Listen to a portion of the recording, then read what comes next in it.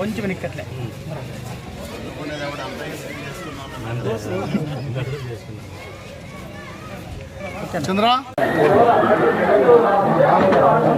ఎన్నికల ప్రచార భాగంలో మేము ముస్లిం మైనార్టీలను కలిసినప్పుడు వాళ్ళు చాలా సానుకూలత వ్యక్తం చేస్తూ ఉన్నారు.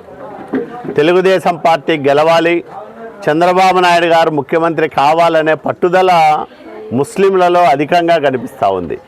ఈరోజు నేను మైనార్టీ ఇళ్ళకు పోయినప్పుడు వాళ్ళు చాలా ఆప్యాయంగా మీరు గెలవాలా, రాయదుర్గం బాగుపడాలంటే మీరు రావాలా అని చెప్పడం చాలా సంతోషాన్ని ఇచ్చింది. ముఖ్యంగా కొంతమంది అపోహలు సృష్టించే కుట్రలు చేస్తూ ఉన్నారు. వైసీపీ కుట్రలకు ముస్లిం మైనార్టీలు ఎవరో కూడా లోను కావద్దని నేను విజ్ఞప్తి చేస్తూ ఉన్నా. ఎందుకంటే ఏదో రిజర్వేషన్లు తీసేస్తారని, ఇంకో రకమైన వాళ్ళకు అన్యాయాలు జరుగుతాయని ఒక దుష్ప్రచారాన్ని జగన్ అండుకో పనిగట్టుకొని చేస్తూ ఉంది. ఆ దుష్ప్రచారం పైన అప్రమత్తంగా ఉండమని నేను ముస్లిం మైనార్టీలను విజ్ఞప్తి చేస్తూ ఉన్నా.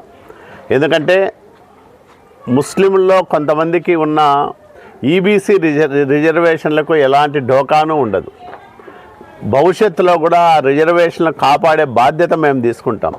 2014-19 మధ్యకాలంలో ఎన్డీఏ కూటమిలో ఉన్నప్పటికి కూడా తెలుగుదేశం పార్టీ ముస్లింల సంక్షేమానికి, అభివృద్ధికి పెద్దపీట వేసి దుల్హన్ కానీ లేకపోతే రంజాన్ తోఫా కానీ ఇవన్నీ ఇవ్వడంతో పాటు ఇమాంలకు, మౌజన్లకు వేతనాలు ఇచ్చి వాళ్ళను ఆదుకుంది తెలుగుదేశం ప్రభుత్వం. అదే రకంగా మసీదులకు మరమ్మతుల కోసం పెద్ద ఎత్తున డబ్బులు మంజూరు చేసింది చంద్రబాబు నాయుడు గారి ప్రభుత్వం. కొత్తగా కమ్యూనిటీ షాదీఖానాల నిర్మాణానికి కూడా మంజూరు చేసింది తెలుగుదేశం ప్రభుత్వం. నేను అడుగుతా ఉన్నా, ఈ 5 సంవత్సరాల కాలంలో ముస్లింల కోసం ఏ ఒక్క కార్యక్రమమైనా జగన్మోహన్ రెడ్డి ప్రభుత్వం చేసిందా?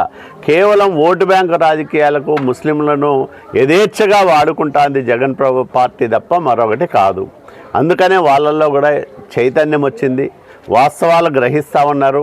చంద్రబాబు నాయుడు గారు ఉంటే మాకు మైనార్టీ లోన్లు వస్తాయి, అట్లాగే దుల్హన్ పథకం, ఎందుకంటే ఇప్పుడు దుల్హన్ పథకాన్ని నిబంధనల చట్రంలో ఇరికించి ఎవరికీ రాకోకుండా చేస్తూ ఉన్నాడు జగన్మోహన్ రెడ్డి. మేము అట్లా కాదు, వేల మందికి దుల్హన్ తోఫా ఇచ్చాం. మరి ఈరోజు ఎందుకు ఇవ్వలేకపోతూ ఉన్నారు? ఇదంతా కూడా మైనార్టీలు గ్రహించారు, అప్రమత్తమయ్యారు. తెలుగుదేశం పార్టీతోనే మా ప్రయాణమని నిశ్చితంగా అభిప్రాయపడతా ఉన్నారు.